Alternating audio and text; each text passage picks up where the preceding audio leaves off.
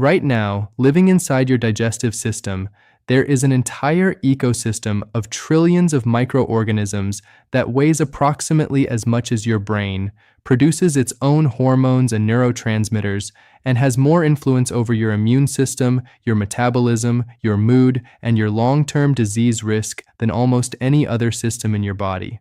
Most people have no idea this ecosystem exists, let alone whether theirs is functioning properly or quietly breaking down. Your gut microbiome is not just about digestion. When it falls out of balance, the consequences show up as brain fog, unexplained weight gain, chronic anxiety, systemic inflammation, weakened immunity, and progressive metabolic dysfunction. The signals are visible throughout the body, but most people do not know what they are looking for. My name is Dr. Victor Hayes. Today, I want to walk you through 7 signs that your gut microbiome may be out of balance, based on what the research actually shows us, not wellness trends. Because understanding these patterns gives you the ability to act on them. Before we get into the signs, it is worth briefly establishing what we are actually talking about. The gut microbiome is a complex ecosystem of trillions of bacteria, fungi, viruses, and other microorganisms living primarily in your large intestine. These are not parasites. They are not an infection. They are supposed to be there. You could not function without them. We describe the microbiome as an organ not because it is human tissue, but because it behaves like one. It produces compounds, releases signaling molecules, manufactures vitamins, communicates with your immune system and your brain, and influences your metabolism in profound ways. The research in this area has been transformative over the last 15 years. Large projects sequencing the microbiomes of thousands of people have linked microbial patterns to obesity, diabetes, cardiovascular disease, autoimmune conditions, mental health disorders, and longevity. What has emerged is that the microbiome is a central player, not a side character, in human health. When it is dysbiotic, the ripple effects are systemic. Here are 7 ways that shows up. Sign number 1 is chronic digestive symptoms, persistent bloating, gas, abdominal discomfort, irregular bowel movements that never fully resolve. These are often the earliest indicators of microbial imbalance, and they are the most commonly dismissed. People attribute them to stress, to foods they are slightly intolerant of, to just how their stomach is. They manage symptoms with antacids or laxatives and never address the underlying cause. What is actually happening in most cases is dysbiosis, an imbalance in the composition and diversity of gut bacteria. Research on irritable bowel syndrome has shown clear differences in microbial composition between affected individuals and healthy controls. Lower microbial diversity, altered ratios of key bacterial groups, abnormal fermentation patterns, excessive gas production, changed gut motility. Persistent digestive symptoms are your body's way of telling you that the microbial ecosystem is not balanced. They are not something to live with indefinitely. They are a signal. Sign number 2 is unexplained changes in your weight, either difficulty losing weight despite genuine effort or unexpected weight gain when your habits have not changed. This surprises people because they have been taught to think of weight entirely in terms of calories in and calories out. But the microbiome plays a direct and significant role in how you extract energy from food and how you store fat. Certain bacterial species are more efficient at harvesting calories from the same food. Studies transferring gut microbes from obese mice into lean mice caused the lean mice to gain weight even when their food intake was controlled. The microbes themselves were influencing energy extraction and fat storage.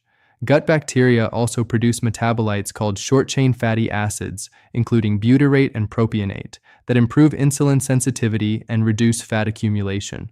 When your microbiome is dysbiotic and not producing these beneficial compounds adequately, your metabolism shifts toward fat storage rather than fat burning. There is also evidence that dysbiotic bacteria can influence hunger and satiety hormones, effectively signaling your brain to crave the foods that feed them rather than the foods that benefit you. This is not a metaphor. Specific microbial species produce compounds that interact with appetite-regulating pathways. If you have been genuinely trying to manage your weight without success, your gut microbiome deserves examination, not just your calorie intake. Sign number 3 is brain fog, mood instability, unexplained anxiety, or persistent low mood without an obvious external cause. The gut-brain axis is one of the most significant research developments in medicine over the last decade.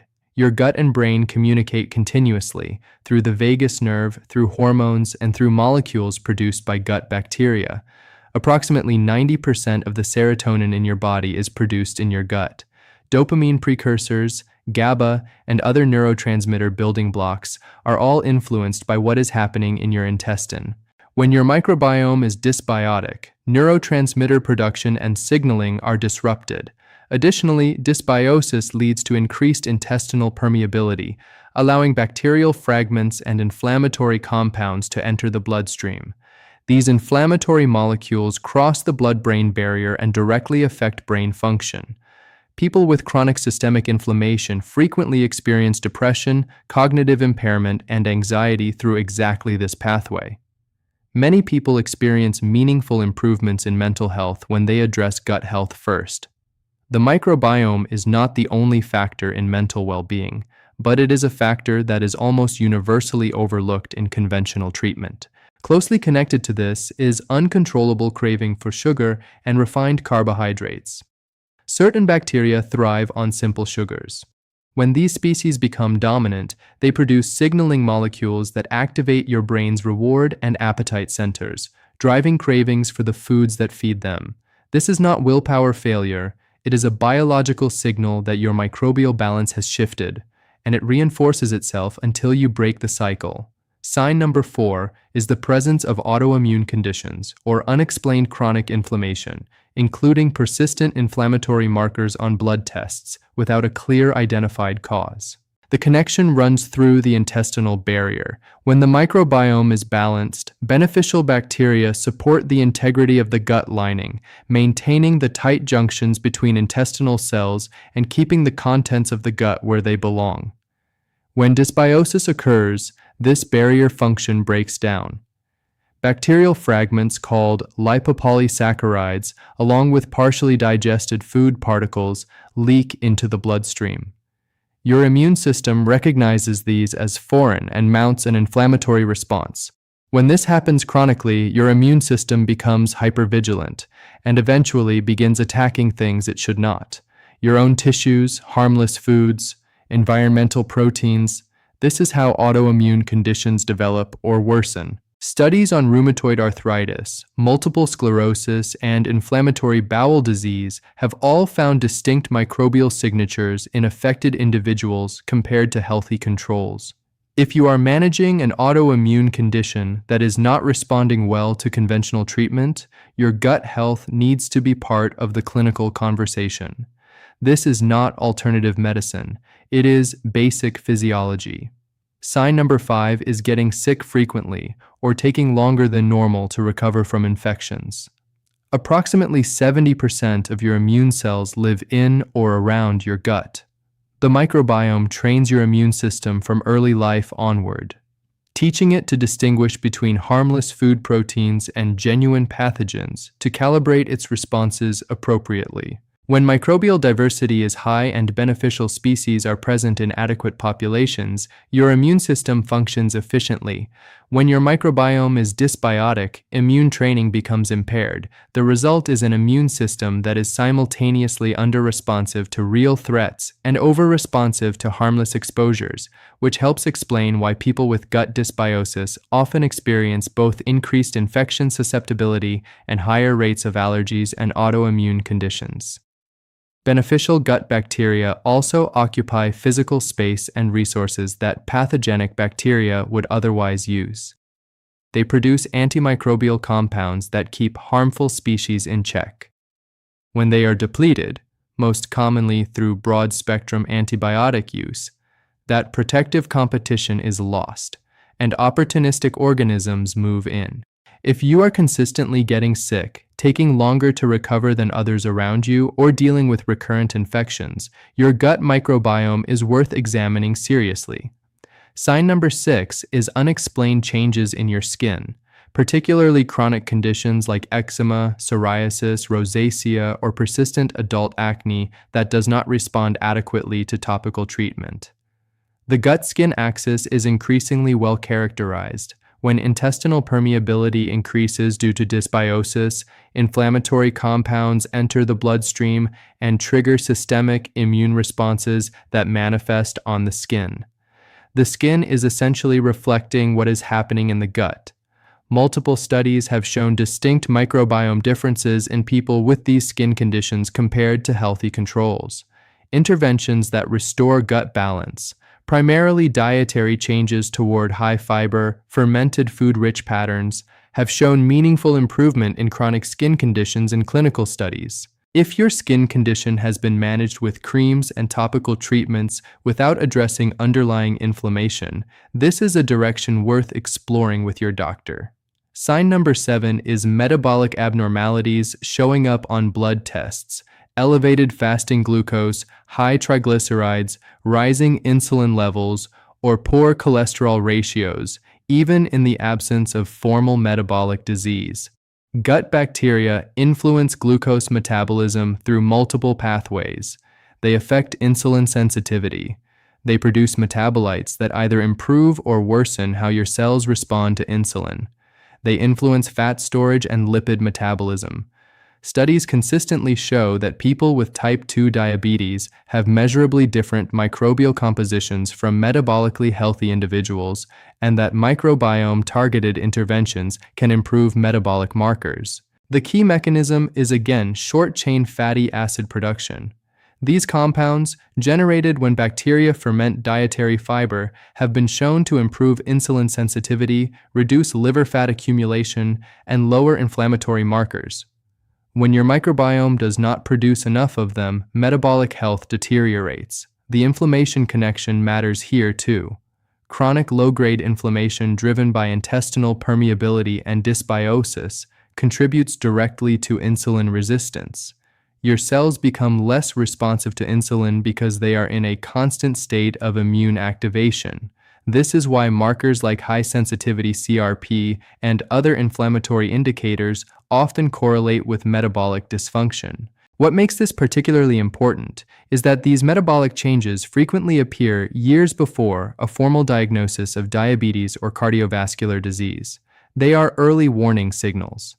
Addressing gut health at this stage, before progression to established disease, can genuinely change your trajectory. The 7 signs rarely appear in isolation.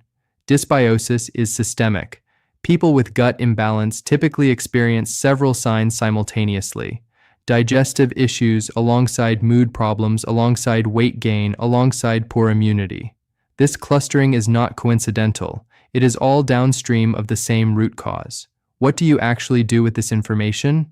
Beneficial gut bacteria run on fiber, specifically prebiotic fiber, the types that reach your colon intact and can be fermented by bacteria to produce short-chain fatty acids. Vegetables, legumes, whole grains, nuts, seeds, fruits, these should be the foundation of what you eat, not an afterthought. Variety matters as much as quantity. Different bacteria thrive on different fibers and plant compounds.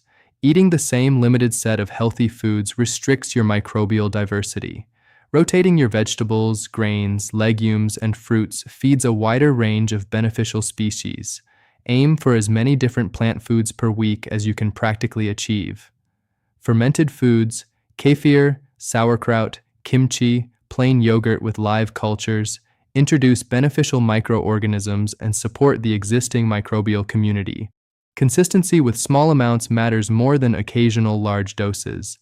Ultra-processed foods displace fiber and actively disrupt the gut barrier through emulsifiers and additives. Reducing them is one of the most impactful changes you can make for gut health.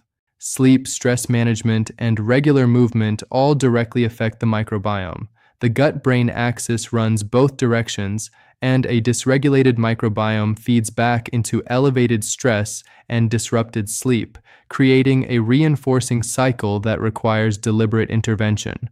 The most important message is this: none of these interventions are extreme or complicated. They are consistent nudges in the right direction, applied repeatedly over months and years. Your microbiome is remarkably responsive to what you do every day. Give it the inputs it needs, and the systemic benefits extend far beyond your digestive tract. If this was useful, please subscribe to this channel and share it with someone who needs to hear it. I will see you in the next video.